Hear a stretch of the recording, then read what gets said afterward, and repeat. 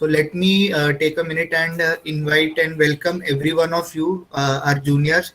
We had a brief introduction in the morning also, but again, I welcome you all to the first alumni interaction of your batch. And I hope to see more and more of your participation and your interactions in this as well as the coming alumni interactions. And we will also be forming and expanding our committee with our junior batch also in the in alumni interaction series as well as the industry interaction series. Having said that, I again welcome everyone and request Ranjit sir to take the podium and go ahead, sir. Ranjit sir. Good afternoon, all of you. Good afternoon, sir. Good afternoon, sir. Good afternoon, sir. Good afternoon, sir. Good afternoon, sir. Good afternoon, sir.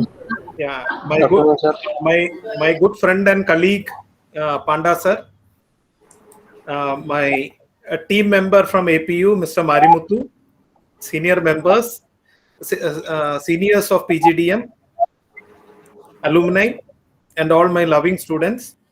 It's a great pleasure to be with you this afternoon. And it's a first alumni interaction of the year 21-22, for which we have an alumni present here. We also have some of the seniors who are part of this alumni committee.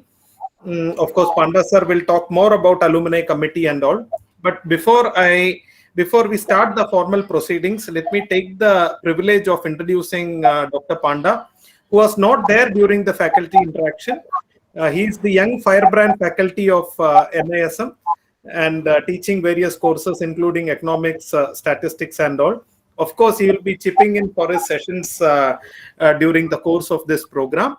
And you will have the benefit of listening to him, and you will have the benefit of getting his guidance in various areas, including teaching, research, and all other areas.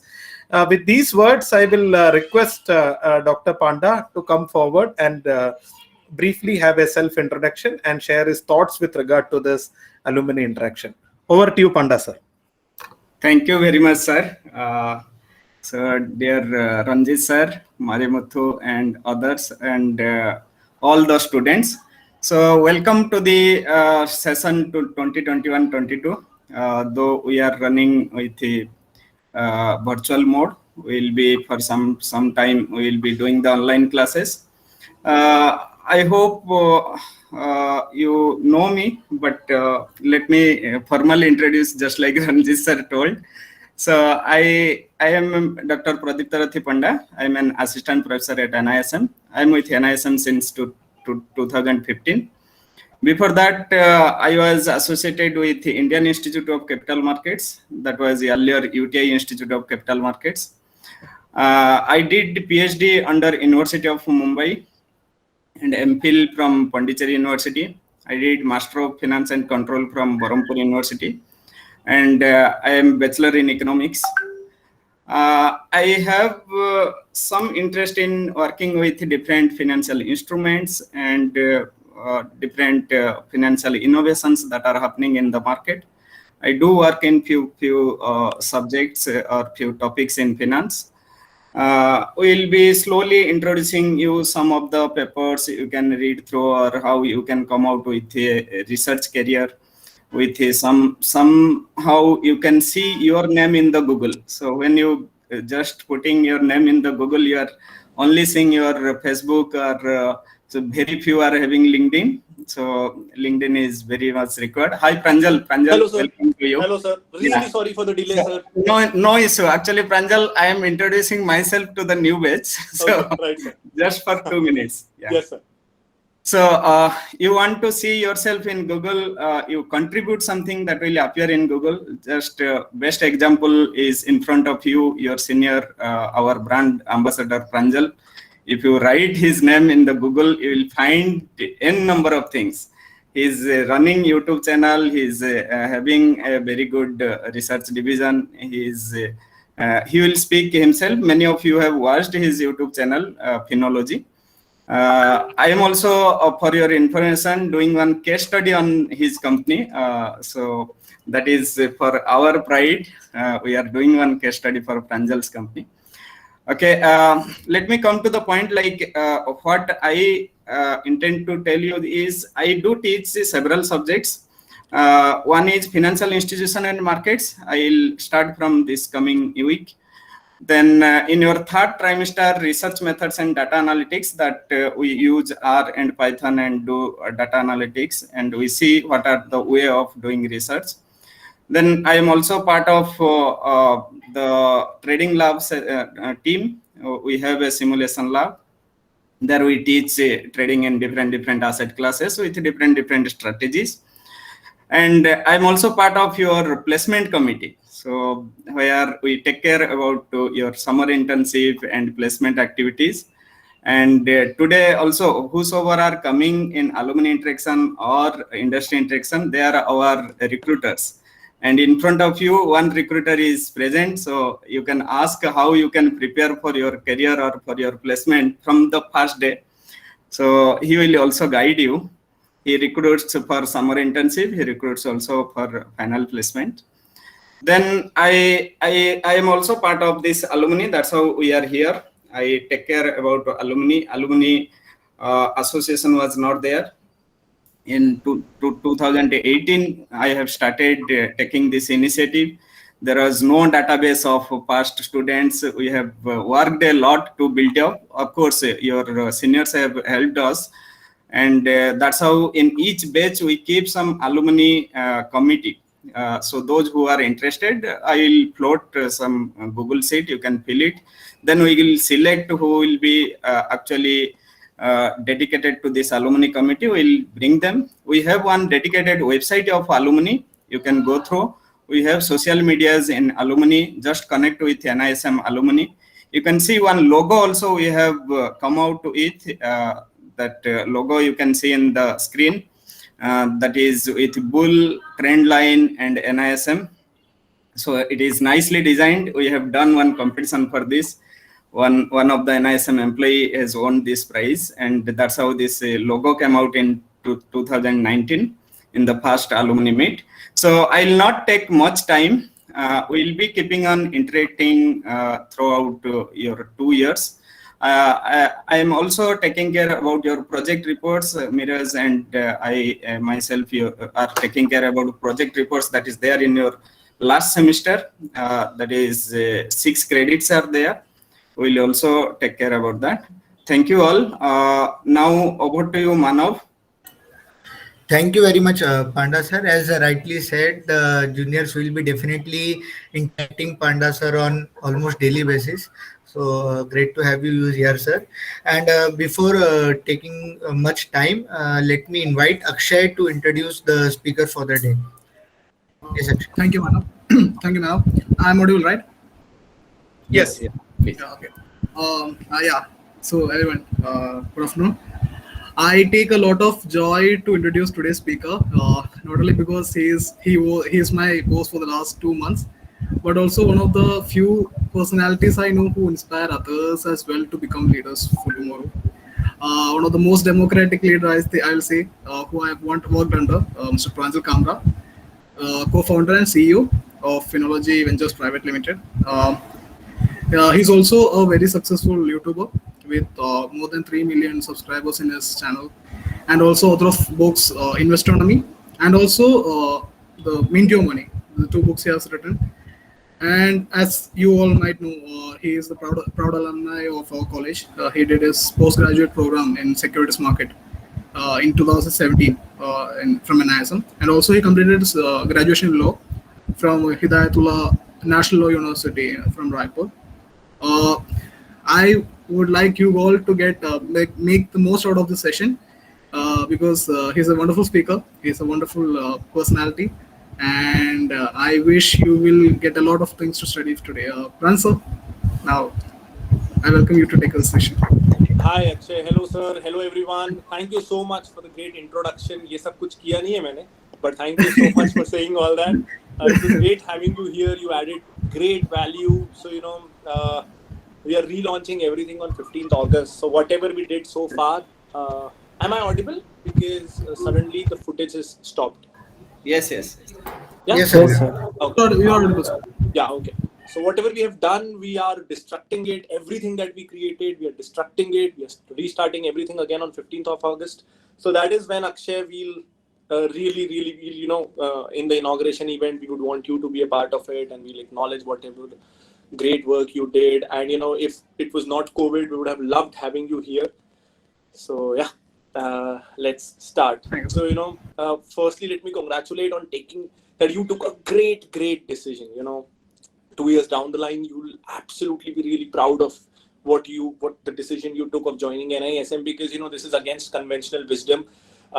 Most people outside the financial world, our peers who are not into financial markets, they would say, why not IIM, why not some other private great MBA finance institute and things like that. But I always say that NISM is a great arbitrage which has not been discovered. So you're getting something comparatively easier, and the value is the same as the institutes which are very tough to get in.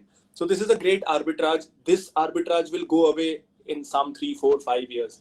When more of you tell people how great NISM is, I try my best to tell in some of my videos that NISM has been a life changer. So congratulations on taking a great decision.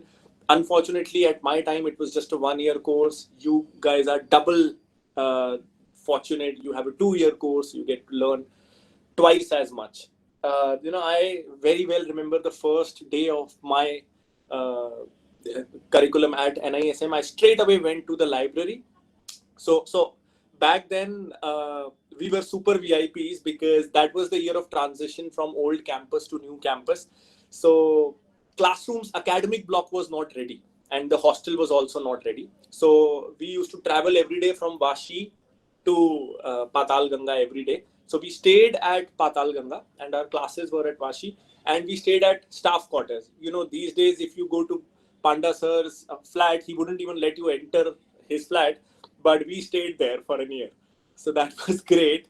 We stayed at staff all are quarters. welcome. All are welcome. Right.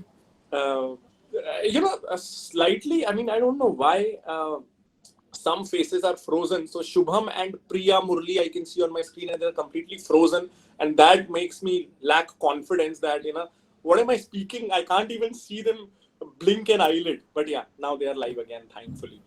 So yeah.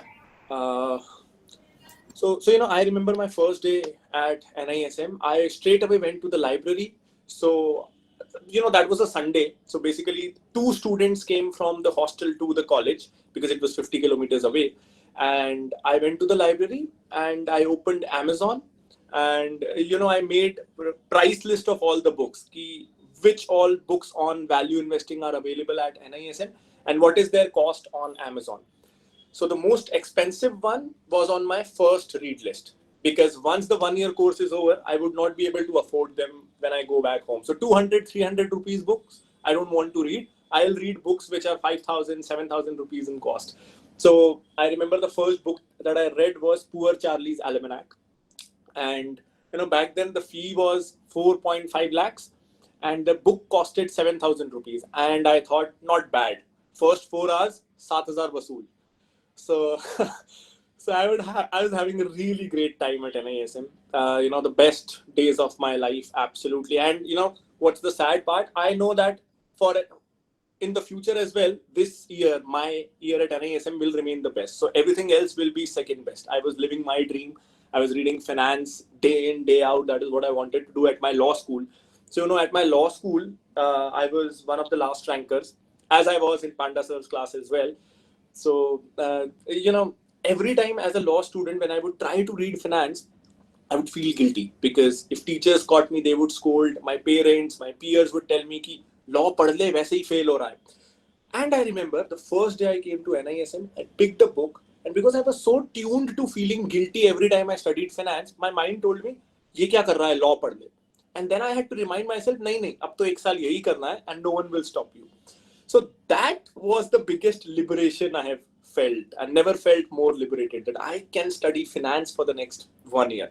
So, this is very cliche, but I would still say that I did at NISM what Rancho did in the movie 3 Idiots. Not worried about grades at all, not recommended, But yeah, it's about me. Not worried about grades at all. I would attend classes I wanted to, otherwise sit in the library, skip classes I not wanted to. Not recommended again.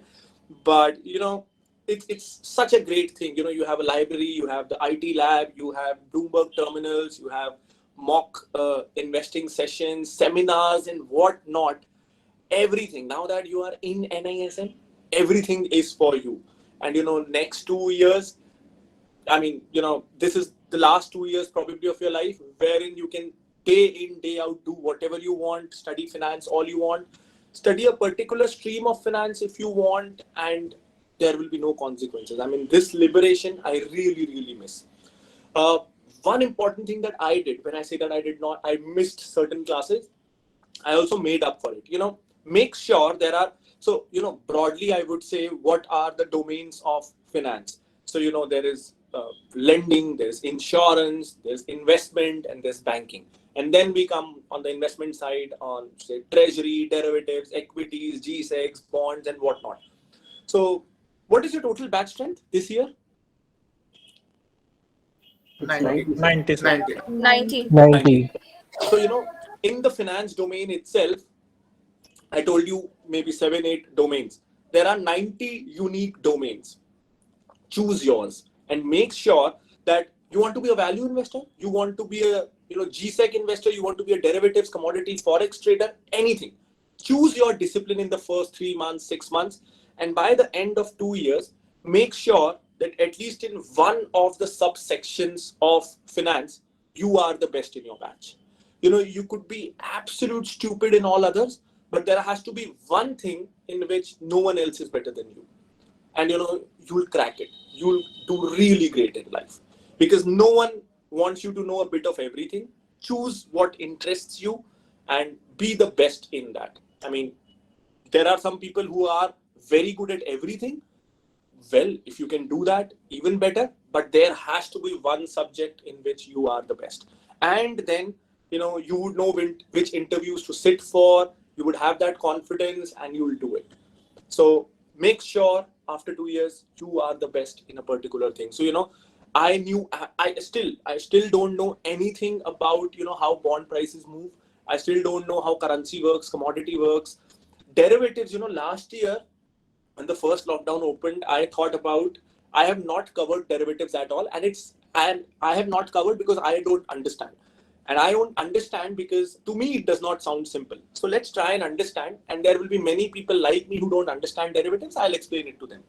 So last year, for the first time, I understood what futures and options are. And I'm still managing okay.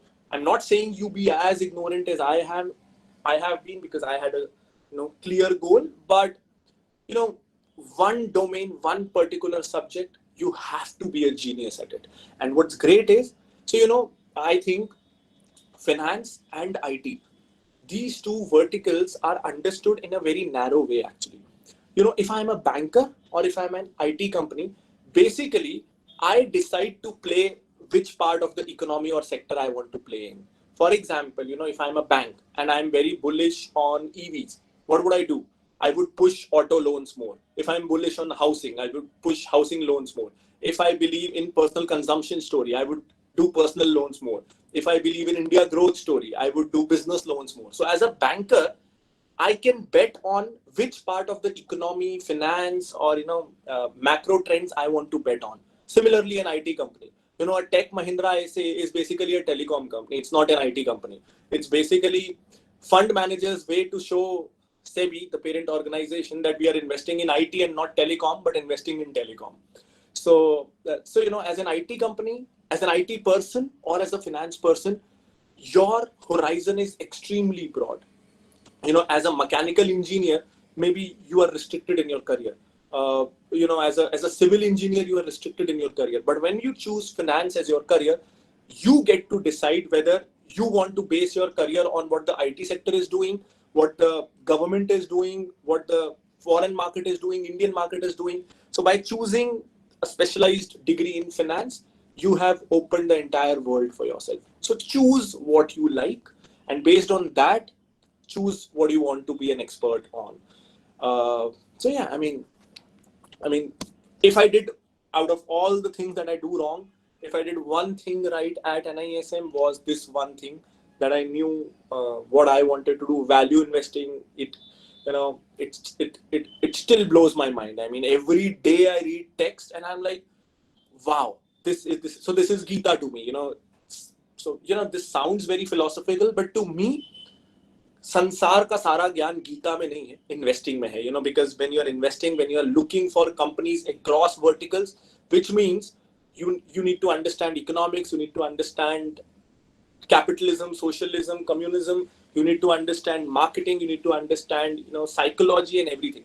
So just by being on the side of value investing, automatically you need to read more and more about all disciplines of life, and thereby it helps you grow as a person. So for me, this was the thing. But find out your true calling. That's very, very critical. For good or for bad, at the time, the time you are entering into the real finance world, this is a huge transition. I would say that it's as big a transition as it was when we moved from gold as a currency to paper currency, fiat money, and things like that. That bigger transition is coming in the financial world. To me, it's a great opportunity. Think of it this way. 10 years down the line, a lot of people are very bullish on HDFC Bank, Kotak Bank, and such well-managed banks. But think of it this way. Historically, a bank's strength was its reach. This bank has 5,000 branches, 10,000 ATMs. This bank has 7,000 branches. With COVID, with neobanks coming, banks will become commodities.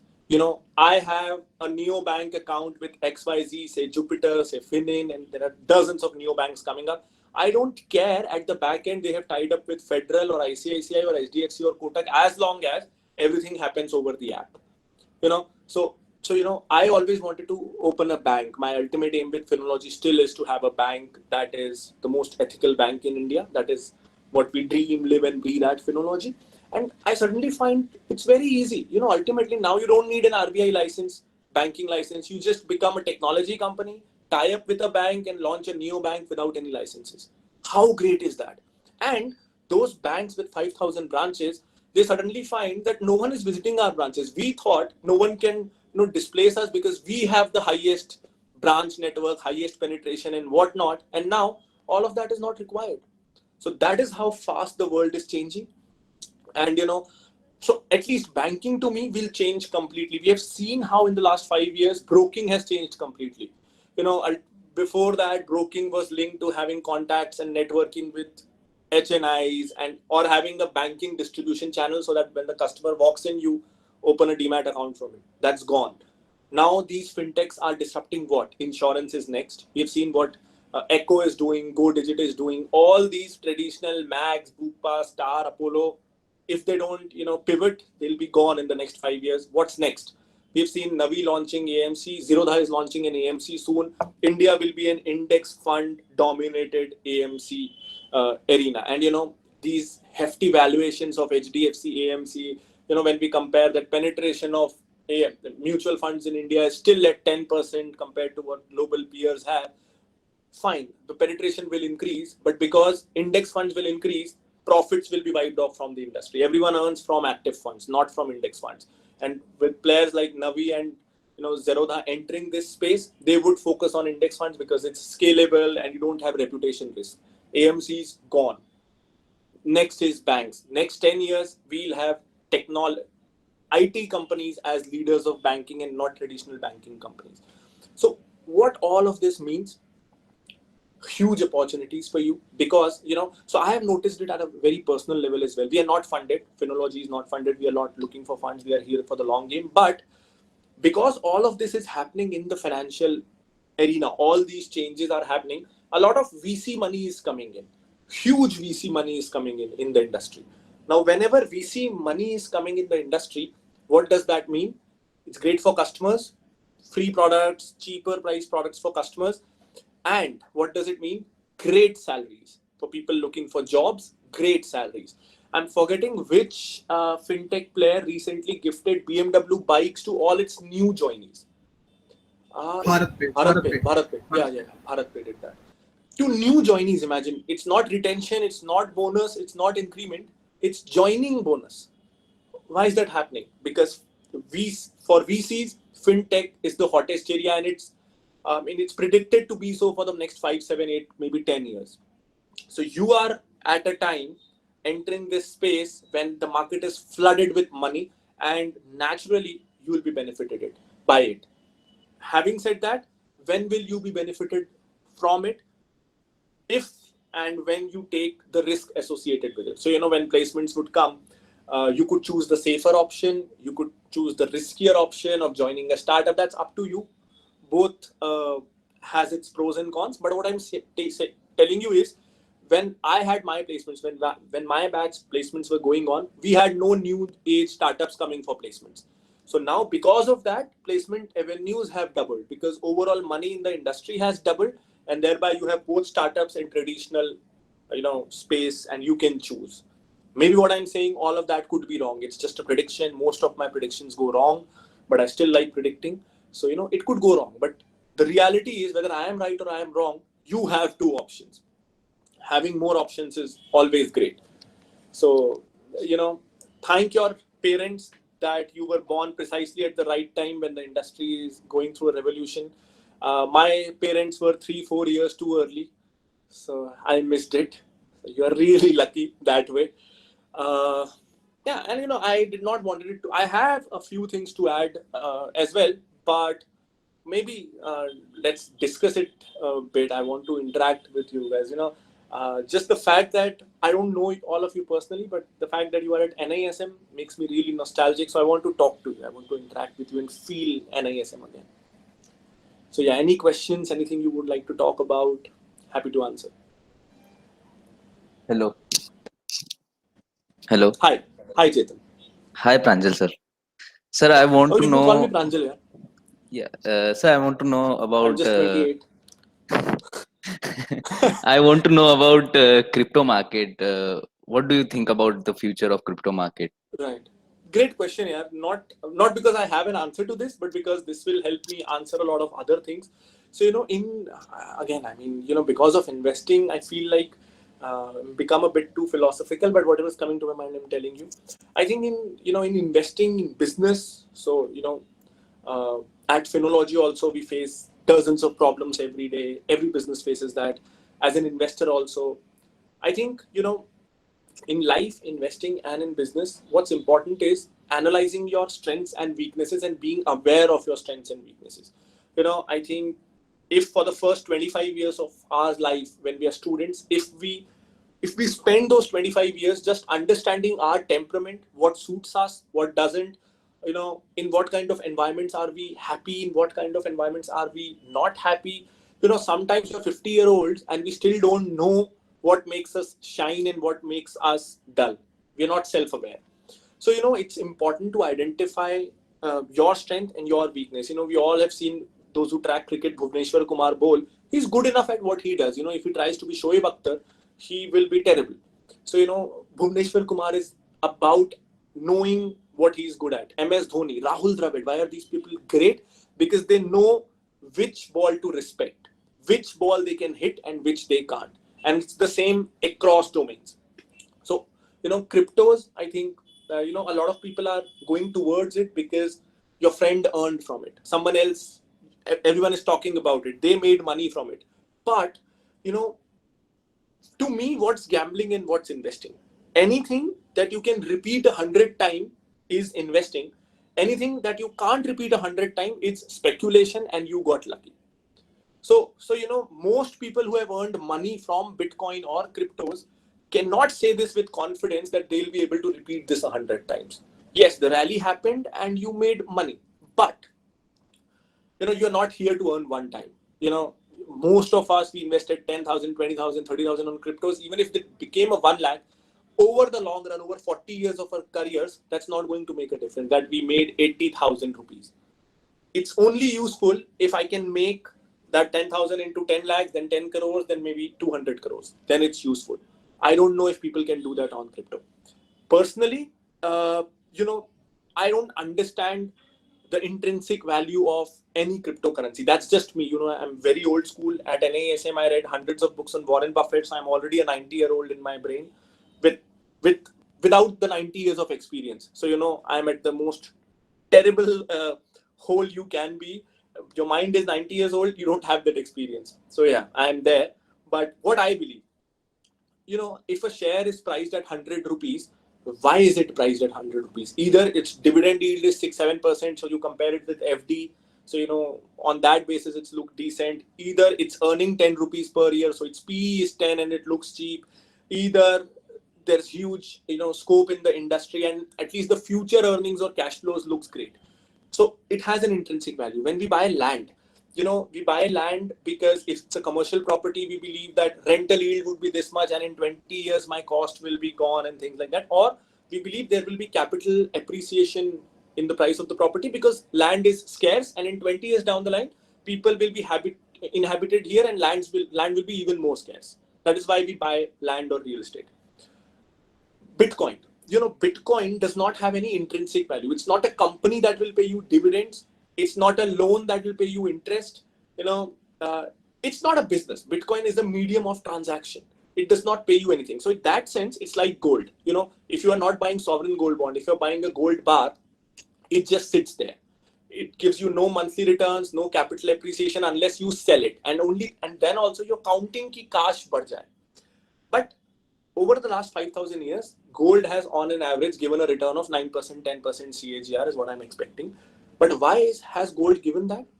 Because gold is rare. You find gold with difficulty. Bitcoin is the same, 21 million, quantity is similar. And this is, I'm saying for all cryptos.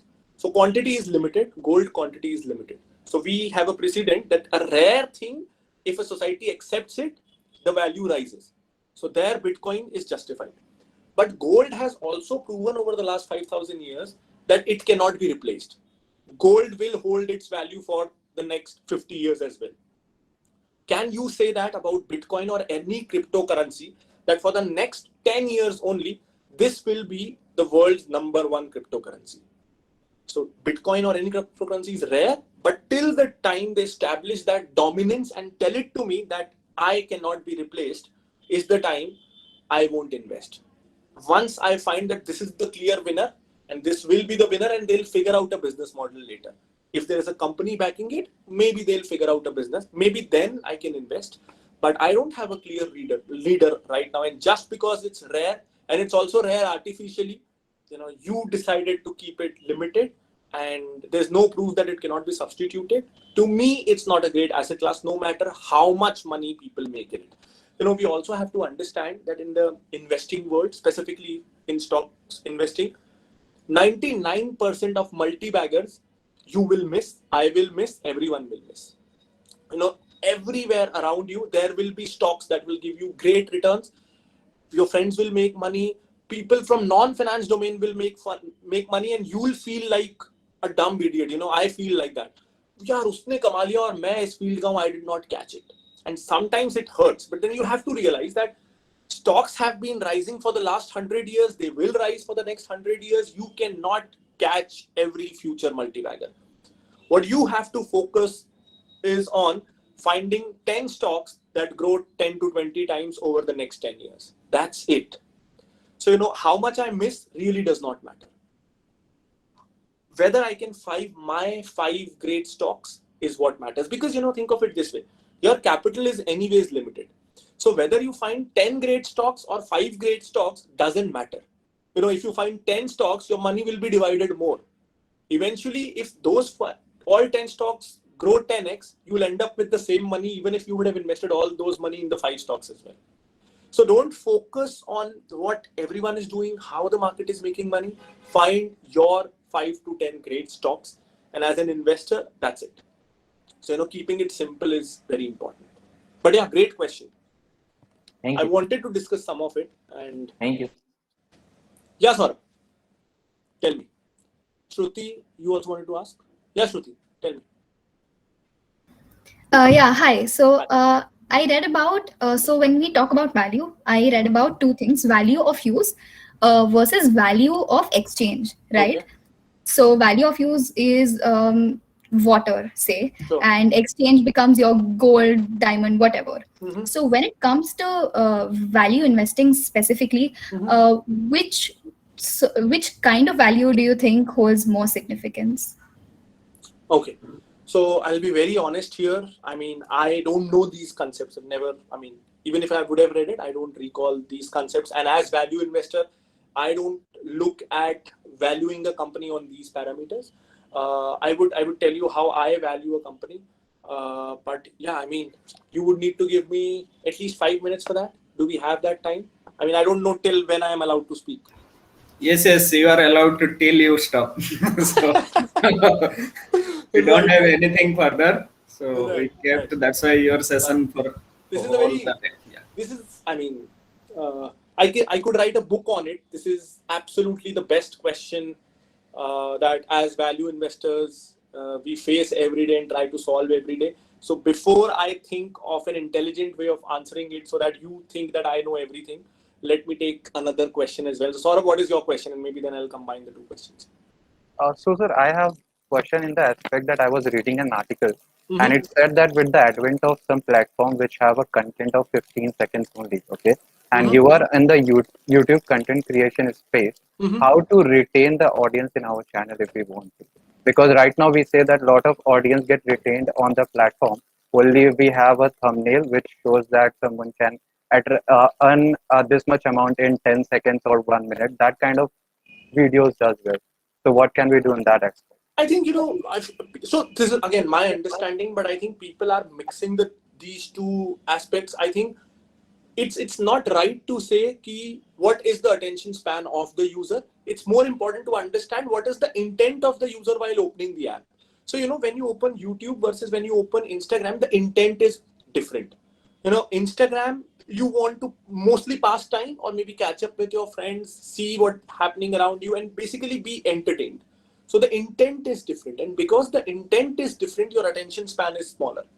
Because our brains have been hard coded over the last 20 years as students to understand that if there is a class happening or if you are trying to learn something, it takes time. An average class in a college is 50 minutes, school it's 40 minutes. So our brain, I think, naturally adjusts to a longer attention span if we open an app with the intent to learn something.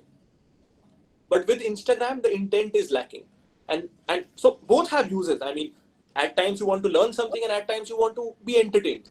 And thereby, I believe, but it's wrong to say that the attention span is decreasing. It's just that we have two different platforms for two different purposes.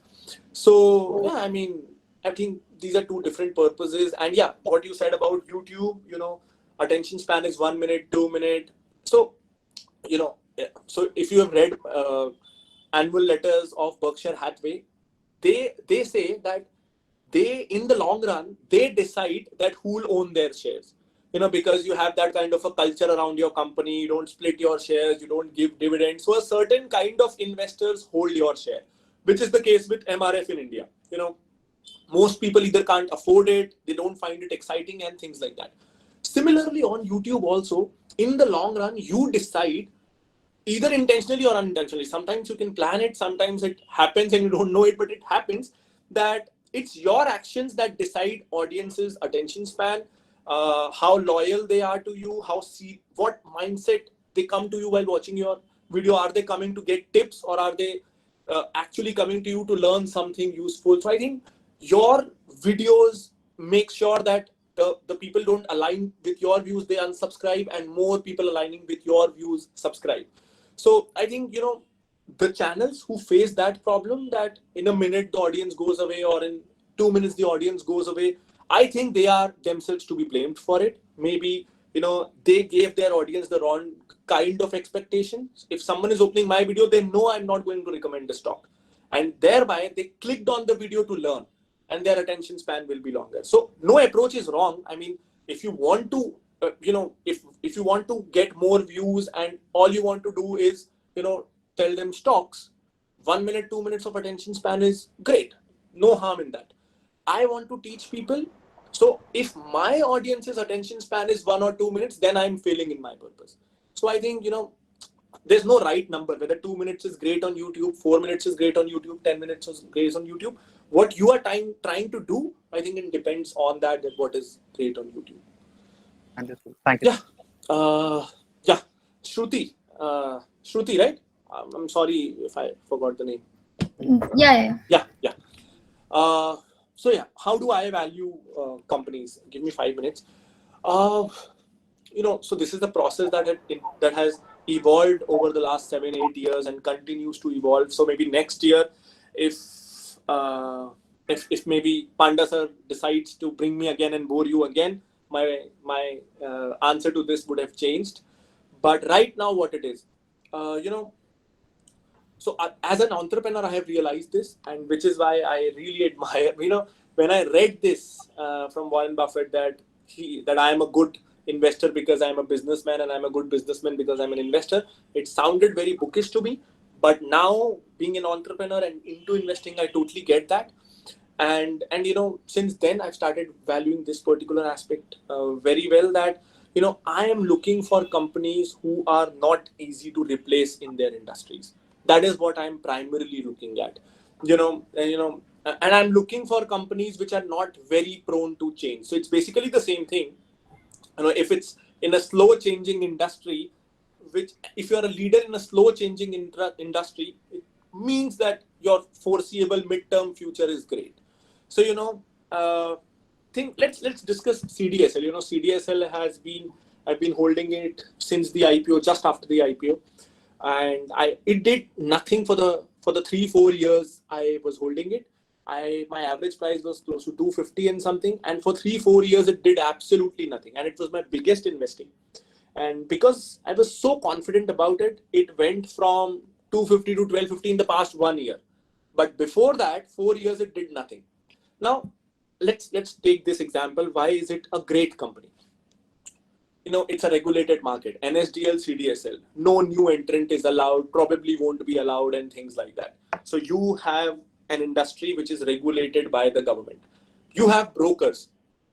Brokers are mandated by the government to open depository accounts. So basically, government is restricting new entry, and government is providing business to you by telling brokers to get demat accounts. It's like credit rating agencies, but credit rating agencies were discovered, always discovered. Demat accounts were not discovered, and it's actually the same thing, and with higher growth. So we have thousands of brokers, maybe 50 good brokers with volumes. All of them have to open their demat accounts with these two entities, and all 50 of them are marketing ki demat account khol lo, demat account khol lo. YouTubers are doing that, mutual fund people are doing that. Everyone is marketing ki demat account khol lo. Ultimately, with zero marketing, who's benefited? CDSL and NSDL. Out of that, when you see that Zerodha has a tie-up with CDSL, Upstocks has a tie-up with CDSL, 5paisa has a tie-up with CDSL. India's 3 biggest discount brokers have a tie-up with CDSL. What does that mean? CDSL will grow. On top of it, you look at the penetration levels, very low. CDSL will grow. So it was a blind bet, absolute blind. You don't need to be intelligent to be able to pick that stock. So, a couple of things that I make sure is that my bet is not a very intelligent bet, because as humans, we convince ourselves that we are very intelligent. So, when we sound very intelligent is when we falter.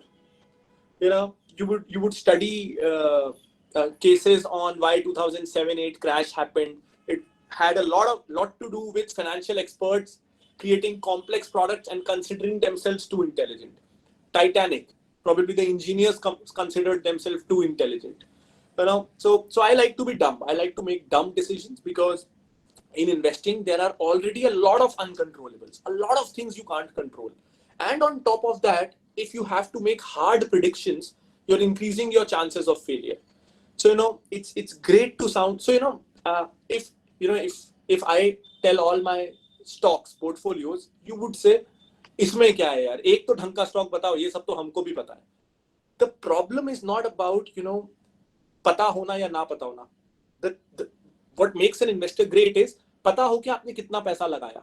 How much of your net worth did you invest in those stocks? पता था ना, तो लगाया क्यों नहीं? So, it's about that. Keeping stock picking, you should keep it as simple as possible. Blind bets, even today I can see some blind bets. Just to give you an example, I told, this is just an example, I'm yet to analyze it, so don't invest. But I want to, help you understand my thought process.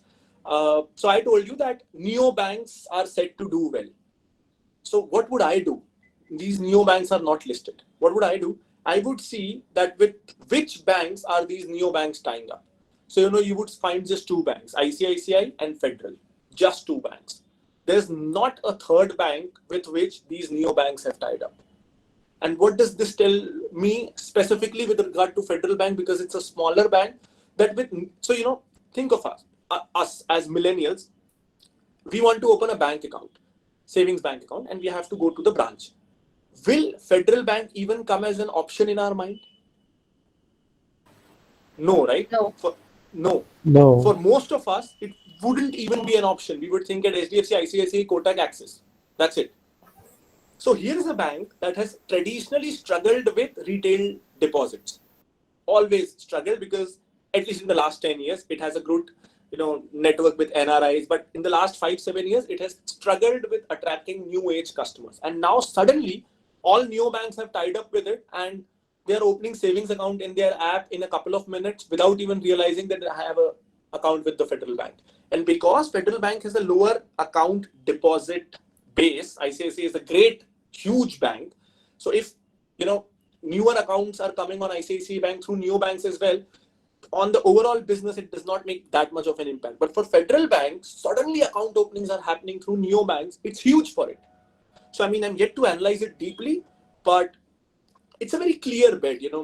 Would most people open their bank account in mobile apps just the way they do with Zerodha, just the way we are buying insurance with Echo? Yes. No one would visit a branch 5 years down the line. You don't need to visit your broker today. 7 years ago, it was unimaginable that for buying stocks and account opening, you don't need to visit your broker. Unimaginable 7 years ago. It's unimaginable right now. 5 years down the line, we won't go to the bank. So who's the leader right now? It's a very, and even if say I go wrong, what I say is not true. So ICICI Bank and Federal Bank are not the leaders. HDFC Bank suddenly brings a great tech stack and it becomes the leading partner for other fintech companies. Even then, it's not that Federal Bank or ICICI Bank are drastically bad bank and they would go bankrupt. Both of them are not Yes Bank. Both of them are not South Indian Bank. Even without this theory, they are decent banks. Not great, but decent banks. So what is the kind of bet I'm taking? If I'm not right, probably the downside is not going to be huge. If I'm wrong, even then they are decent banks. At least I'll not incur huge losses. So that's my worst case scenario. But if I'm right, it could go 10 times from here. So you have to look for bets in which even if you go wrong, the downside is not terrible and you are not wiped off from the market. Upside has to be at least 10x. Only then I'll block my money there. If the potential is not 10x in the next 7, 8, 10 years, no way I'm going to invest in it. But yeah, I'm not at all intelligent. There are no fancy formulas that I use. It's just basic common sense. And it just makes 99% sense to me that this thing has to work. How can it not work? You can't invest on the hope that it works. You have to be 99% sure that ho hi nahi sakta ki it doesn't work. Makes no sense in the world that it does not work. So which is why I also like arbitrage opportunities. So made decent money in arbitrage opportunities. So, when CDSL was rising, so when CDSL went up 4 times, so from 250 for me, it went up around 900 and BSC was there at 500 rupees, 450, 500 rupees. And BSC has about 20-25% stake in CDSL. So suddenly that 25% stake's value has gone up 4 times, which means as an investor, my value has also gone up, but BSC was there. I made a blind bet, invested in BSC. It went up, 250% in the last 6 months because it had to happen. If you are holding 1 kg of gold, you're valued at 50 lakhs. If gold doubles, you should be valued at 1 CR. Now, of course, there are holding company discounts to it. There are exceptions to it, but there was already drastic holding company discount. So basically the theme is taking lame decisions, taking decisions which are absolutely certain and which don't have a huge downside. to me, it's the fintech world. So most of my investments are in, say, brokers, credit ratings, AMC, banks, because I understand this space. It could be any other space for you. You know, it could be FMCG. If your family is in banking, it could be banking, IT. But stick to the space you understand. You know, I'll tell you the kind of mistake I did when I ventured out from the space I did not know. So basically, I cannot reveal the name. A magazine came to me and told me, so, you know, I was thinking of investing in it through private equity. So I was thinking of investing in it. They came to me, they were not aware of it. Their sales guy came to me, and this is very common in the PR world, and this is something I really hate. They came to me and they told me that, you know, we can publish an article on you and you will be on the cover and things like that, and we need this much of money from you. And I just wanted to understand this industry more. I was not aware of how media works, and now with our collaborations and things like that, I wanted to understand the media industry. So I said, okay, let's discuss. How will the billing be, pricing, if you could give me a discount and things like that. Now, when they thought I'm interested, they gave me the bank details and biller details of a third-party media agency. So the magazine was not accepting payment. It was an intermediary that was accepting payment, because the magazine cannot show, right, that they take money to get someone published on the cover. So they took it through they proposed to take it through a third party. Is when I found my excuse not to do it. I never wanted to do it, but because this happened, this was my excuse. Ye galat kaam main nahi karta, and getting out of it, things, and then it ended. But what did that tell me? कि किसी media company का P&L कभी सही हो ही नहीं सकता. सारा पैसा कच्चे में आ रहा है. Which is why if you go to Ticker, और हमारा screener है वहाँ पे, if you know filter out media stocks, you will find सारे media stocks ना PE basis पे they look very cheap. 10 का PE, debt free company, 15 का PE, debt free company. Why? Because I was stupid. Market knows कि इनके P&L में कभी पैसा आएगा ही नहीं. Even if the industry goes 10-fold, इनकी काली कमाई 10-fold बढ़ जाएगी, P&L में पैसा नहीं आएगा. So which is why I thought that they are value buys, but they are value traps. Which is why it's important that I don't venture out of my circle of competence, because I don't know how money is made. I don't know the intricacies of the industry. So no matter how much P&L analysis, balance sheet, annual report, con call, transcripts, research reports I read, you know, you must have read research reports sometimes in your life about a media company. No research report would tell you this. Even if we do a research report, we wouldn't tell you this, right? No one would tell you this. Only your personal experience would tell you this. So now the next question comes that I'm just a fresher. I am a student. I have not worked. Is the stock market not for me? You know, and that's not true, fortunately. We are consumers, you know, we consume a lot of products. Sticking to those companies is good enough. Fortunately, you know, so for me, this is the time I always wanted to be in, wherein companies got listed, the companies which I used as consumer. You know, 7 years ago, these startups were not getting listed. Zomato, Policybazaar, Nykaa, LIC, NSC, BSC, CDSL, all these companies were not listed. So as a young student fresh out of college, I felt lost that all the companies whose products I use are not listed. But now they are getting listed. So that's great. All FMCG companies, clothing companies, textile companies, all these companies are listed. We use those products as consumers. And I think ultimately that is what is important. If you understand the product as a consumer, most cases you won't go wrong. So I think, yeah, of course, I mean, moats are really important. So when I said, the summary is that I look for market leaders who are not easily replaceable, means they have moats, they have competitive advantages through which they cannot be replaced. So, you know, CDSL cannot be replaced, at least in the foreseeable future. Maybe 10 years down the line, blockchain will replace this concept. And, you know, think how outdated CDSL is as a concept.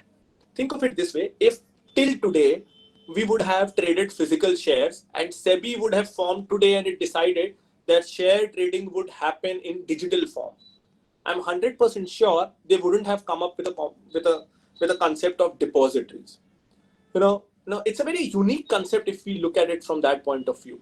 We have a third party that is storing our documents in virtual form. If right now the stock exchange was going digital, it would have been blockchain. Today, if it was going digital, it would be blockchain or some other technology, but not depositories. From that sense, it's a very outdated concept. But because it has government protection for the next 5 years, I am stress-free. So you have to find companies which are, people tell me, and we take pride, we share posts like this, DMart is the best. DMart is the number one. Indigo is the number one airline. MRF, उन्होंने balloon बेच के शुरू किया और ये किया, and we invest because it's number one. Without questioning, why is it number one? MRF has been the market leader for the last 40 years. Why is it the market leader? We don't understand this at times. We don't understand what did DMart do differently from the then market leader Big Bazaar. Tata tried it through Star Bazaar and Reliance has been trying it. But why is DMart still the leader? India's biggest, Spencer, so Aditya Birla Group tried it. So 4 of India's biggest industrial groups tried it. Bharti and Walmart tried it with Easy Day. And yet, a humble DMart emerged as the winner. It cannot be a coincidence. There has to be strong reasons behind it. We don't know the reason. We only know the achievement. So if you're buying stocks based on achievements and not the reasoning behind it, because you are investing in the future. DMart is number one and therefore it's priced like number one. It's not cheap. So you can only invest in DMart if you know why it's number one. Because if you know why it's number one is when you can predict whether it will remain number one for the next 5 years or not. And it is when then you can invest. So any company, I see sometimes interns and people I interview, the first thing I do is tell me one company that you like the most and prepare a research report in it. And the paragraph would start and it blows my mind that so XYZ company is the market leader. It has 5,000 showrooms. Iski car. So Maruti, for example, it has 5,000 showrooms. It has 13 cars. It is cheap. It gives more mileage. And therefore, it's a great stock. But all these are side effects. What is the core reason why Maruti sells 50%? Why does Maruti sell? It sells, I know. That is not research. That reasoning is the research. And only then I can say whether it will continue to sell or not. So it's things like these. Sometimes I think we miss very elementary questions in doing DCF calculations. Sasta hai ki महंगा है, पहले कहाँ था? We forget to ask the very basic question. If the company is great, why is that great? And whether that reason can be copy pasted in future. If I find that reason, I don't really care about valuations. So, honestly, if you need Excel to tell you should invest, I think you should already ignore that stock. We don't use Excel to buy the car we want. We don't use Excel to buy the, business we want at times. We don't use Excel to buy the property we want, shirt, clothes, jeans. We don't use Excel for anything. A business, when you invest in a business, it's the same thing. You're investing in an asset. Why do you need an Excel for it? It should be so obvious, so cheap that, it just all makes sense. So I have never used an Excel to decide if I want. Excel is a great tool to verify your hypothesis.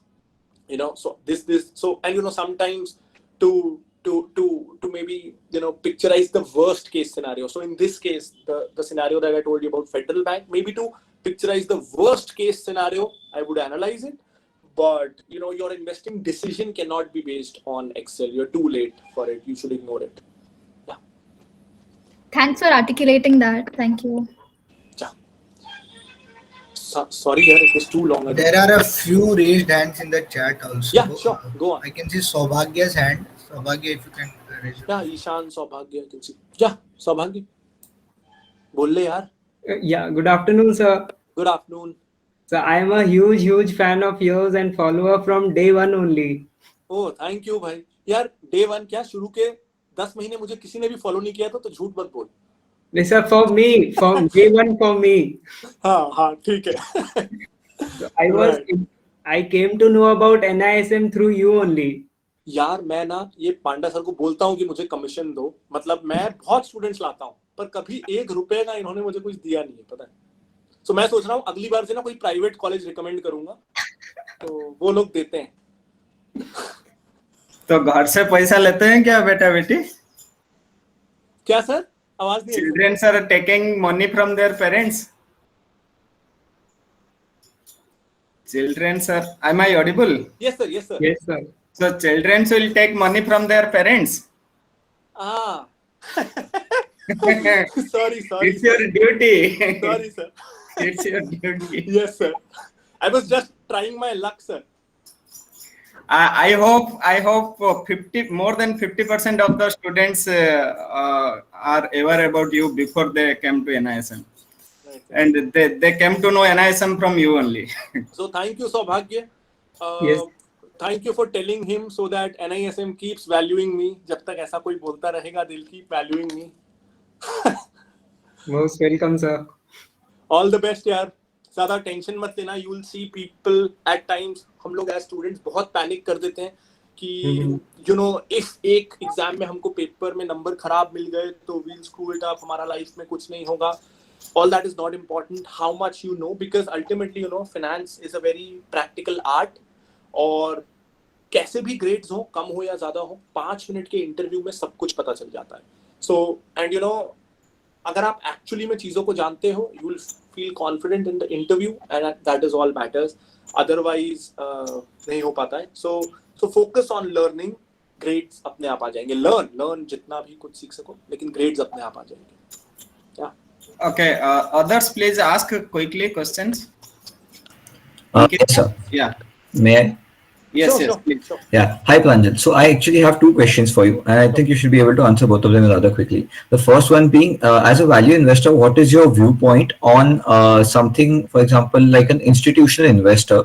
For example, in case of GameStop, if you were following the story, the entire hedge fund decided against it, and they were about to drive it into a ground. So even if you valued that investment from a very fundamental perspective, the market conditions or the short-term profit making might have driven that company into the ground if it were not for the Wall Street bets or something of that sort. So from that perspective, how do you think that affects, these circumstances affect your long-term view of a stock?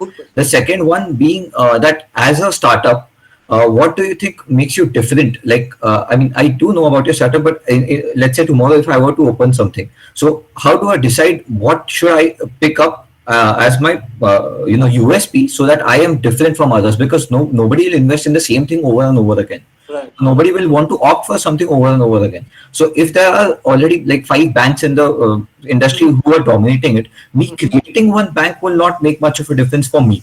Sure. And that will be wiped out very easily. So from a startup's perspective, what do you think are the decisions or the steps that you take which sets you apart from others? Great questions, buddy. And you know, I would like to compliment you. So in the audience, when I'm speaking, I need someone I can focus on to check whether I'm making sense or not. So I was constantly looking at you. Your video footage is on the top right of my screen. So naturally, my eyes was going. And thankfully, you were nodding and smiling. So that made me gutsy enough to continue. So yeah, couple of questions. The second question I remember. The first one was, sorry. GameStop, the financial institutional investors and how they affect your long-term view of a stock. Right. So you know, if you're, of course, this was an extreme case wherein if this company would have absolutely gone. You know, most cases, what happens is till the time DIIs and FIIs are not interested, the PE expansion or value discovery does not happen, and you end up sitting on a dead asset for 3 to 5 years. That is what usually the worst case scenario is. In this case, it was a black swan event. You couldn't have predicted it. No one could have. And I think, you know, this is why you diversify. This is why you are humble enough to analyze that there will be lemons in my portfolio and I will have contingencies against it. Having said that, you know, if you have 20 quality stocks and it's unlikely that, you know, more than 10% of them do horribly wrong. You know, if you have realistically great quality 20 stocks, maybe one or two of them will again defy your calculations and will go wrong, which is why it's important that you don't crib about your failures and brag about your successes. Ultimately, your success should be measured in the longevity and also in terms of your portfolio returns. That is what all matters. how many misses you've had does not matter in the long run. So I think it's about sticking to process. Even the best football teams, they keep losing matches in between because they understand that they will have bad days. So I think if out of even after all your due diligence, if something like this happens, you have to understand that there are uncontrollables that take the better of you, and you cannot control anything and not worry about it too much. I think Fair otherwise, it bogs you, and you are in a shell, and then you don't take, even slightly adventurous bets. So it's important that you ignore them. Yeah. And what was the second question? About the startup and what decisions do you take as a leader for the startup that sets you apart in an industry which is dominated by people of this? For example, investment managers or personalized wealth managers, a lot of them. But then if you want to do something of that sort, what you should do to, set yourself apart? So, I mean, is this a specific question around Phenology, or how do you do In that? general, now that you're an entrepreneur. I'll just add to Esan's question, Pranjal. So, say, whenever someone like these students will select their career, there are two paths. Either they can go for doing job for others, or they can create job to others.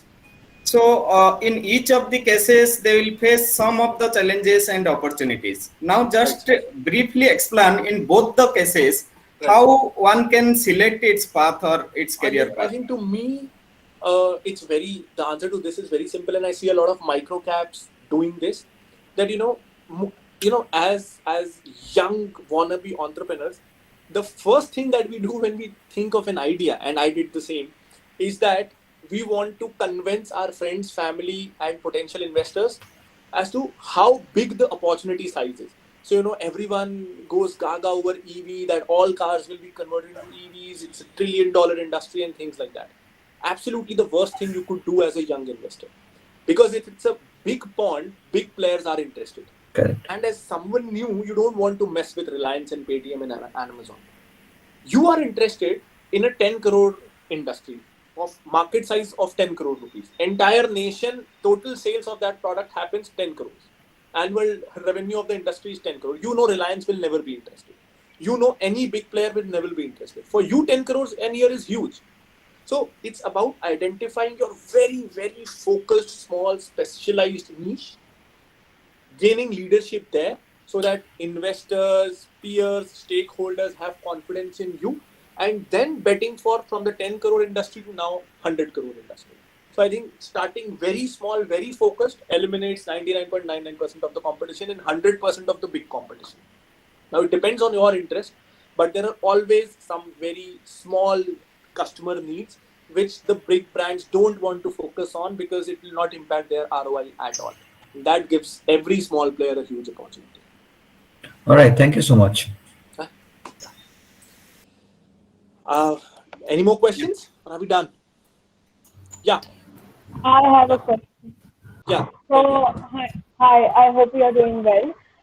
So my question to you is, if any of us have to apply for an internship with Phenology, is how we can do it, and what would be the criteria for it? Actually, I don't know much about how interns are hired these days at our company, so Akshay would be able to tell you. Yeah, maybe I can help you in that. I genuinely don't know, how interns are hired. Okay, the process will explain in our placement activities, but you just say which are the things you can focus, you can ask that. Maybe you could email to hr@phenology.in. Maybe. Yeah, but I really don't quickly. know how. Yes. Quickly, others. So just unmute and ask quickly. Good afternoon, sir. Hi. Hi. Can you hear me? Yes. Yes. Yeah. So as you mentioned about moats, I would like to know, like, how do you find an advantage over the other companies in the investment world? Right. I think, it's usually the other way around. If we go about finding कि इस company के पास कुछ advantage है कि नहीं, say I pick a random company and I say Berger Paints के पास कुछ advantage है कि नहीं, I would never find the answer. It has to be the other way around कि, first thing when someone tells me कि इस company का ये केमिकल अफ्रीका में खूब एक्सपोर्ट होता है और अफ्रीकन मार्केट में नंबर 1 मार्केट शेयर है. Now I do reverse analysis कि क्यों है ऐसा. अगर ये एक छोटी फार्मा कंपनी है, this is a small pharma company, why is not Sun Pharma doing it, why is not Ranbaxy doing it. So I think it's more about reverse engineering. If someone tells me Asian Paints is the #1 paint company, I would so I land up on a company and then I try to find कि क्यों है ऐसा? Why is that the case? क्यों Asian Paints के आगे कोई नहीं निकल पा रहा? So in the 70s, the reason was they had the first supercomputer. They were the first IT company. Basically, they did great data analytics and things like that. Reasons could have changed now, but that is how it gained leadership. So I have not analyzed Asian Paints in the last 10 years, so I don't know what's the reason now. But before that, for the last 20 years, that was the reason.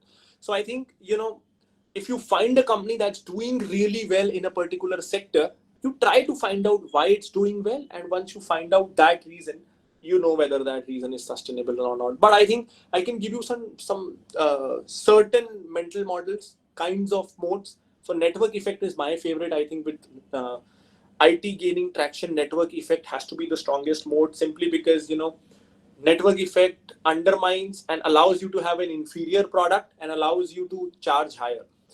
For example, MS Office, it's an inferior product. I like Google Sheets more, at least for most of the purposes. Apple's Office suite is great, and Microsoft's is the most expensive one. But why do we still use it? Because everyone uses it. So there's compatibility issues. We have been trained since childhood on using MS Excel and MS Word. So it's not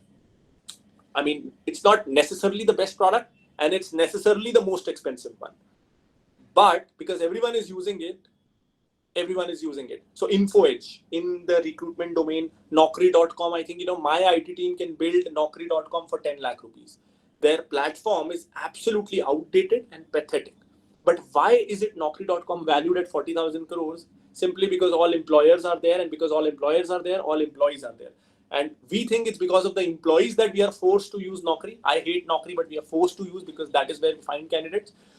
Employees think because of the companies, they are forced to use Naukri. Otherwise, they wouldn't use it. So what a great product. You have absolutely pathetic, outdated technology. But how does anyone compete with you? To break that cycle, it's very difficult. So network effect is great. Switching cost is great. I think all IT companies, these greats of the Indian IT industry, they provide substandard products to government, semi-government and private organizations. But because their entire, think of it this way.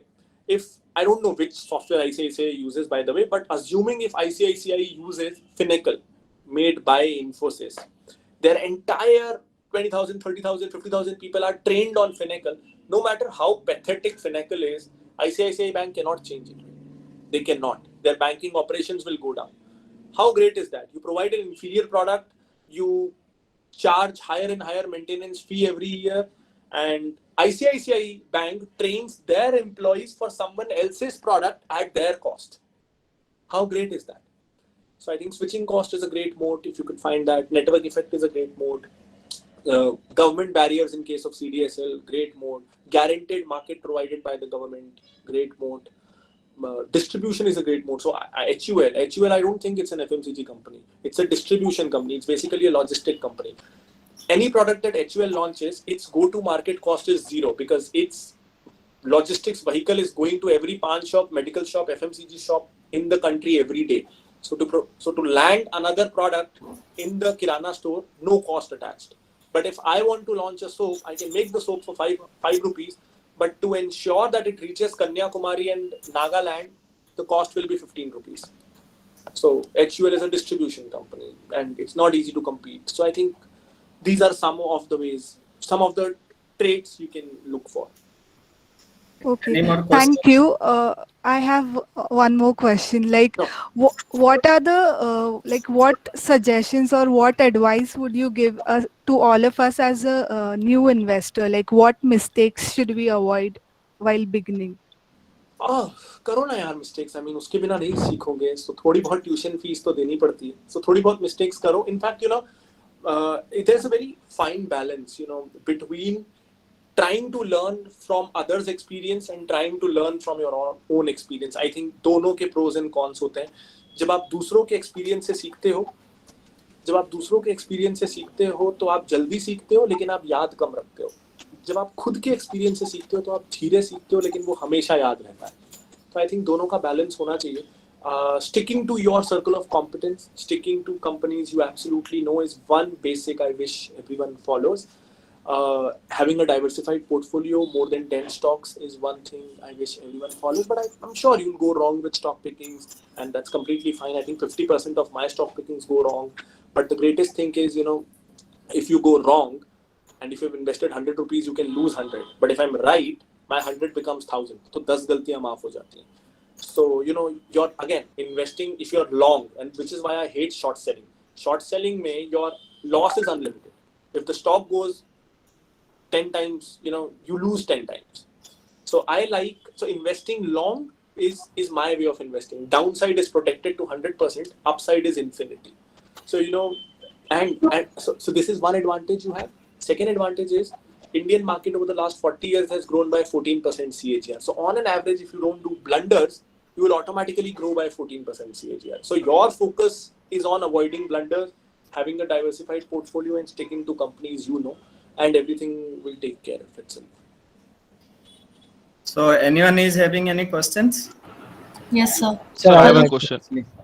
Please, just 2-3 we can take maximum. Pranjal will be tired. So I have also some more questions. Yeah, I have also some more questions to Pranjal. Please. Sir, shall I go ahead? Yeah, please. Okay. First of all, sir, thank you so much for arranging this session for us. And I have few questions. One question is this, that you would have had few of the greatest lessons and learnings of your life within these 10 to 15 years.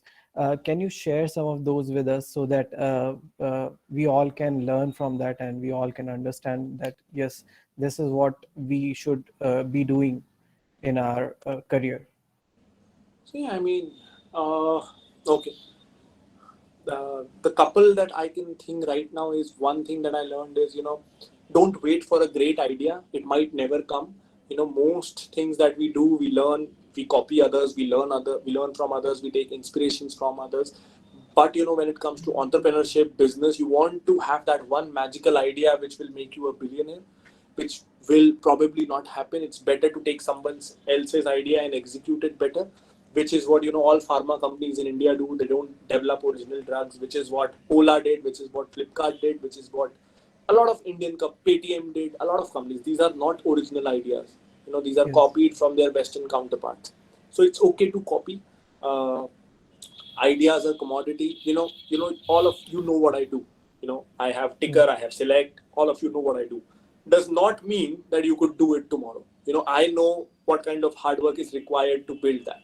And so, sometimes we think that if I copy someone's idea, I will not be respected, which is not the case. Ultimately, it's about execution. Everyone's execution is different, and you have to focus on execution. Secondly, I think as an entrepreneur, I have learned is you cannot depend on funding. So, for Mukesh Ambani in 2012, Jio was a great idea because he could do it. Even if I would have thought about Jio, that I'll give unlimited free phone calls to everyone in 2012, I would have been the stupidest person on earth. It's very stupid. Who would give me money? Who would give me 2 lakh crore rupees to build Jio? So which idea is great for you depends on your circumstance. So, it's about not blaming others that he did that because he had money. If I would have had that money, I would have did it too. No, he did what he could do within his means. So he is intelligent. You thought about something which was not within your means, so you are not intelligent. So it's about, again, understanding what you could do on your own, executing it, and then others will come to help you. So now, all fintech funds want to fund us. And, now it's a great feeling to say no to them. So now if we want funding, we can ask on our terms, on our valuations and things like that. But so I started, an interesting thing that I never wanted to be a YouTuber. Even today, I don't think I am a YouTuber. I am an investor. I am an entrepreneur. I started doing YouTube because fresh out of NISM, that's the only free thing I could do. YouTube does not cost. And that is why I did it. So I did something not because I wanted to be a YouTuber, but because that is the only way through which I could have scaled.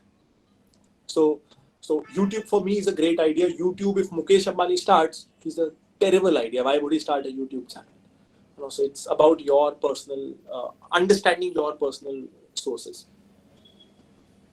I have one more question. Do you have any particular Bible that you like always refer to for value investing or something like that? And one more thing, I would like to know about your views on CRED. CRED. My views have recently changed about CRED. So interesting question. I have a Bible. It's Education of a Value Investor by Guy Spier. Absolutely the best book I have read on value investing. The best. Everyone should read it. The Education of a Value Investor by Guy Spier. So about a couple of months ago, I thought, what a lame business model, CRED. Ultimately, every startup should at least solve the people's problem and not create a new one. What problem is CRED solving? There are auto debits in the bank, and at least there are auto debits. On CRED, you cannot even use auto debit. There's no auto debit. So basically, you're turning an automatic process into a manual one and then rewarding people for doing that hard work. That's lame. For me, that was lame. Now, I was just analyzing CRED. just thinking about it. And I realized what a brilliant idea it is, because ultimately it's a data company. And, if your aspiration is to have the database of all rich Indians in the country, how would you do it? You would collect the credit card data, which means all the affluent Indians are in your database. So it's basically about creating a database of all the rich Indians, and then, not directly selling their private information, but aggregating that data and selling data points, macro data, advertising to them and things like that. So, it's a club wherein every evening the richest people of 1 crore richest people of India meet, and I am the owner of the club. It's great. All advertisers will come to me. So I really like CRED as a business. Okay, Ankita, you are asking something? Yes, sir. I have a very small question. Yeah, please. Hello, sir. So, do you think now that almost all the stocks have reached the 52 weeks high, do you think our Indian stock market has reached an economic bubble? And do you think it's the right time to invest, because almost all the other foreign markets are giving corrections almost of 5 and 7%? So I wanted your views on that. Yeah. So again, honestly, I did not know that foreign markets are falling. One thing I diligently do is that I don't have any broker's app on my phone. I don't have Money Control. I don't read Mint. I don't read Economic Times. I stay absolutely away from all the economic news, because ultimately, if an information is not useful 1 year down the line, then it's not useful today, is what I feel. So, these newspapers, media channels, they will keep blabbering things because they have to get advertisers, and which is all fine. But most of this is noise. So I don't know what foreign markets are doing. So I don't know what the foreign markets are doing, and I don't really care about them. All I know is, for me, when market is expensive and when market is cheap. When I find value buys easily, when I find that any company that I like qualitatively, if I try to value it, it looks decently valued. If majority of the companies look decently valued that I like, market is cheap. If most companies that I'm liking quality wise, and I find that no way I'm paying to give them so much money, if that's the case, then the market is expensive. So I don't look at PE ratio of Nifty. I don't look at market cap to GDP. To me, it just comes from my company to company analysis. On that parameter, yes, I think a substantial chunk of the market looks expensive. I'm not able to buy those stocks because of the valuations, and I like the quality. So on that parameter, yes, it looks expensive, but till when can it look expensive? How much more can it rise? When can it fall? I have absolutely no clue about it. I have maybe 12, 13 great stocks in my portfolio. I have 10 more stocks that I want to buy. Whenever those 10 stocks fall, whether the market falls or not, whenever those 10 stocks fall, I'll buy. If they don't fall, I won't buy. If my 12 stocks fall, I'll buy more. So, I don't really worry. If the market does not fall, those 12 stocks will keep on rising. So, as an investor, because market direction is uncontrollable, you should always be in a position to benefit from both the happenings. So if market falls, I have 10 more stocks that I want to buy. If it does not fall, I have 12 stocks which will rise more. So that way I don't need to care about what the market will do. Thank you, Okay, sir. we can take two more questions. Anyone is having questions? Sir, may I? Sure. Please, please. Hello, sir. Sir, as you said about CDSL, I have a similar stock that I think has a very good prospective, Bharti Airtel, because entry in a telecom sector, it's very difficult. I wanted to ask your view about the telecom sector, not about a particular stock, about the telecom sector. What are the prospects and everything?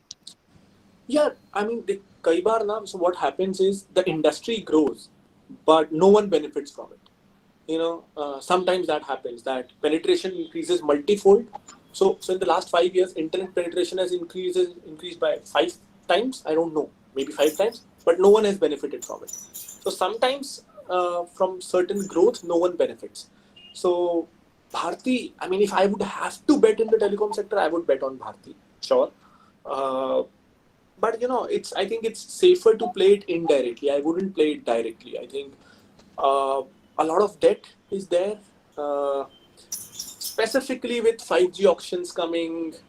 I don't know. This is an endless well, and you know, is this amongst my 15 best ideas? Maybe not. Maybe that's the core reason. If there are 5,000 listed companies, why would I take a bet where, you know, the valuations could stay depressed for the next 5 years? There could be more debt and things like that. And you know,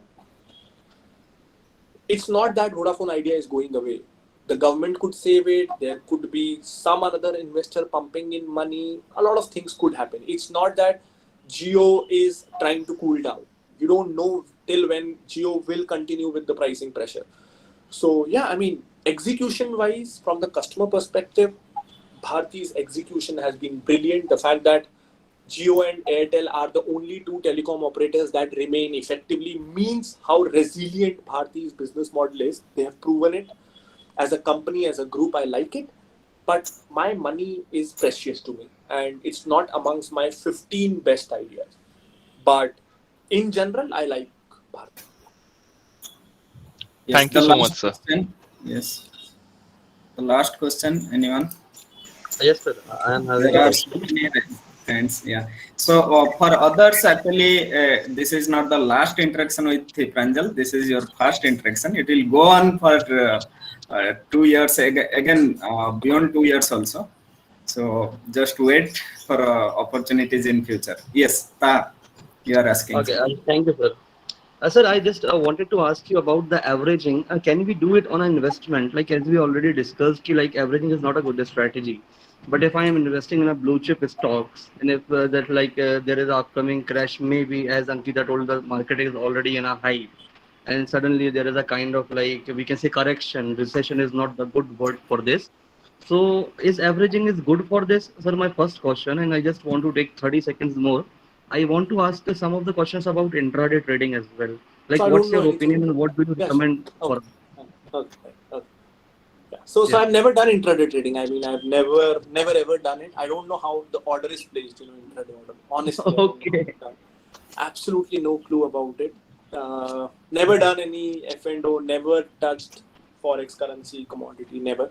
So genuinely, I don't know how even the order is placed. So maybe I'll learn someday and make a video on it. How to do intraday trading someday and do Okay. it. But I And don't what know. about sir, that averaging strategy in investment? Is it good or not? So, you know, I mean, just theoretically, generally, what common sense tells me is that if I like a shirt at 500 rupees and if it's available at 250 rupees, I like it more.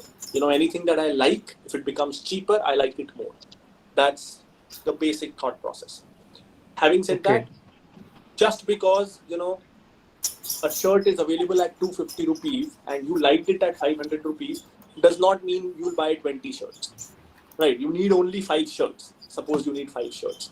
So just because a thing is cheap does not mean you buy it in an uncontrollable way. There has to be disciplined about it. So my discipline is I never invest more than 10% of my capital in a particular stock. So, you know, if I am invested 5% of my capital in a particular company, it falls substantially, I would go up to 10%. But if I am invested 10% and the stock is at 50, now if it falls, I'm not touching it. It's against my discipline. Okay. Advaita, उबासियां मत ले यार. Yeah. So really, top left पे अब तू है. So So we are proud of you, Pranjal. You have given good examples. Even Swami Vivekananda has told, like, you can understand Gita better by playing cricket, not by reading Gita. And you have given a new vision to the students or to us also. You can understand better Gita by playing in the market. So that is a great idea that you have given today. So one answer I have not got, Pranjal. Actually, entrepreneur side you have advised to the students, but to the job side, can you give some challenges that people face?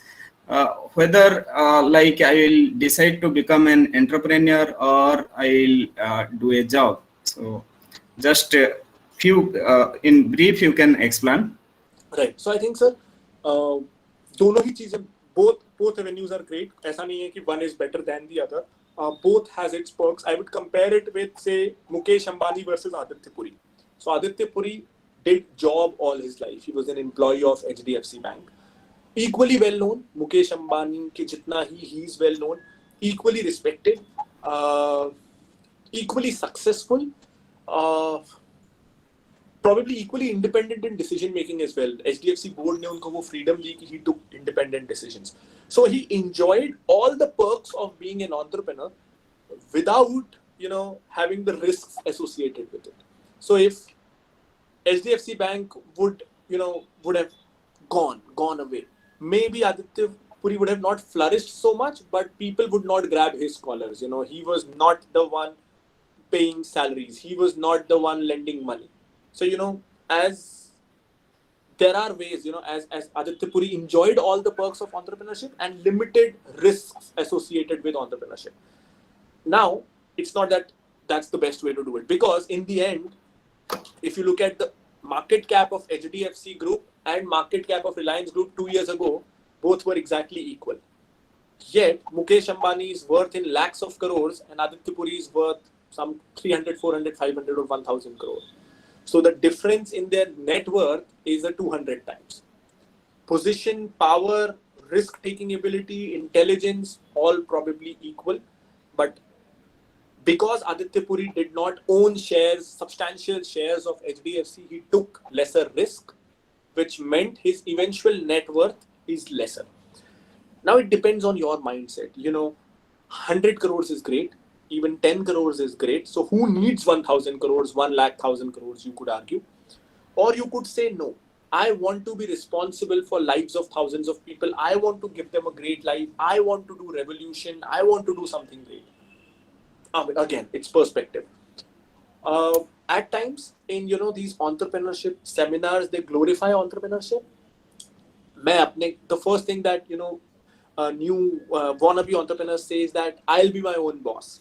Trust me, if you are an entrepreneur, you are everyone's slave. You are your customer's slave. You are your employee's slave. You are everyone's slave. You're no one's boss. If you are an employee, you'll get promoted in 3 years and be someone's boss. But as an entrepreneur, you are no one's boss. Your destiny is controlled by the government, by aggressive regulators, by SEBI, and all stakeholders around you. But if you are into job, a large part of your career you could control. So it has its pros and cons. It's just that we understand what's the true reality of both the sides. So, you could say that jis din kaam karna hoga karunga, jis din kaam nahi karna hoga nahi karunga. The reality is, if you are an entrepreneur, you work 7 days a week. So it's opposite. It's said that an entrepreneur has no fixed timings. It's because he or she works 24 hours a day. So yeah, that's the con. So some people like it. I love it. I would have it this way and no other way. But some people don't like it. So it's about what suits your style. Thank you, Pranjal. Pranjal, one more thing, most of the successful persons are good readers. Absolutely. And nowadays, what happens, we are searching many shortcuts, there are inserts, and there are so many other ways we search, like shortcut way to get success in our life, and which is not possible. Nowadays, this electronic media is getting engaged, and all these Facebook, social medias are wasting time of many of us. So please just advise to your juniors how they will become one good reader and which are the books already you have mentioned on value investing book, and which are the books they can start reading? Sir लोग social media पे नहीं रहेंगे तो हमारे पेट पे लात पड़ेगी sir, तो उनको रहने दीजिए सोशल मीडिया पे. But yeah, नहीं, सोशल मीडिया पे नहीं रहेंगे मैं नहीं बोल रहा हूँ, ऐसे डिसिप्लिन वे में रहना चाहिए. Sir, I'll be honest about it. Honestly, I don't watch a lot of videos. I've never watched a lot of videos. I don't watch YouTube at all. I like books. I think they are a faster way to learn. जो मैं एक page 1 minute में पढ़ दूंगा वो video में कोई भी 5 मिनट में बोलेगा, तो comparatively it's a slower way to learn for me. But I think everyone. So I am a very textual person. Somewhere could be a video person. I'm not an audio person at all. मैंने कभी कोई podcast नहीं सुना. I hate the concept of podcast. Somehow I don't relate to it. People love podcasts. So I think all three mediums are great. You can learn from your eyes, from your ears, from your eyes and ears in combination, everything. What's more important is books are better. I don't think so. Podcasts are better. I don't know. Videos are better. I don't know. What suits you? What's important is whatever medium you choose, you cut off the distractions. So by design, books are such that they have the least distractions. Specifically, if you're reading a physical book with your phone away. But when we are watching YouTube, there would be other recommendations with attractive thumbnails, so we tend to skip. And once we skip 2 times, we end up on a completely different genre at all. So if we are watching digital courses, there are other course suggestions and things like that. So which challenges our attention span and challenges our focus. But books could be equally great, videos, podcasts could be equally great if we ensure that we don't drift away from the focus, from the point why we started watching it or reading it or listening to it. So I think all mediums are great. It's about ensuring कि ये 1 घंटा मैं इसके लिए आया हूँ तो मैं यही करूँगा. And as long as we are able to do that, I don't mind whatever medium you choose. I prefer books. Sure. So refer to them some of the books, Pranjal. Sure. Yeah. So definitely, I mean, it's investing is not about investing alone. Investing is about cross disciplines. So the Education of a Value Investor, I told you, Dhandho Investor by Mohnish Pabra is a great book. And one I'll move away from investing. It's Tuesdays with Maury. Absolutely the best book I have ever read across genres. Tells you a lot about humans, emotions, psychology. So I think these 3 books, if you could read, that would be great. Okay, thank you, Pranjal. Thank you, sir. We have Pleasure. taken more than we have assigned to you. Pleasure. So, Pleasure. Always. Am I audible? Yes, sir. Manav, you are there? Yes, sir. Yes, sir. I am there. So again, let me invite Anto. Over to you. Yes. Sure, sir. Let me invite Anto to proceed with the vote of thanks. Manav, could we just conclude it? I had a meeting scheduled at 4, so could we just conclude? No issues, no issues. Thank you so much, sir. Thank you. No, thank you. Short on time, sorry, buddy. But I accept. Thank you, sir. No, absolutely fine. Thank you, sir. Thank you, sir. Pleasure. Bye. Thank you so much. Thank you, sir. Thank you. Thank you.